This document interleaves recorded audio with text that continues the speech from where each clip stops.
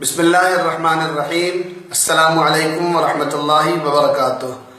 آج میں آپ حضرات کو ناف ٹلنے کے حوالے سے ایک وظیفہ بتاؤں گا انشاءاللہ تعالی۔ اکثر لوگوں کی ناف جو ہے وزن اٹھانے کی وجہ سے یا کمزوری کی وجہ سے ٹل جاتی ہے، جس کی وجہ سے پیٹ میں درد رہنا، موشن ہونا، بھوکا نہ لگنا، پنڈلے میں درد رہنا، بہت سی تکالیف ہوتی ہیں، اور میڈیکل کے لحاظ سے ڈاکٹر اس کو بیماری نہیں سمجھتے، تو بہت سے لوگ اس پہ پریشان ہوتے ہیں۔ تو اس کے لیے پریشان ہونے کی ضرورت نہیں ہے، یہ وظیفہ بتاتا ہوں، انشاءاللہ اس کو اختیار کریں۔ اللہ تعالیٰ نے چاہا اس عمل کرنے کے فوراً بعد آپ کی ناف اپنی جگہ پر آ جائے گی۔ زیادہ سے زیادہ 2 منٹ کا ٹائم اس کے اندر لگتا ہے۔ عمل یہ ہے، 1 بار درود شریف پڑھیں، 3 بار سورہ کوثر پڑھ کر پانی پر دم کر کے اس پانی کو پی لیں، یا اگر آپ خود نہ کر سکتے ہوں تو یہ عمل کر کے اس شخص کو پلائیں جس کی ناف ٹل گئی ہو۔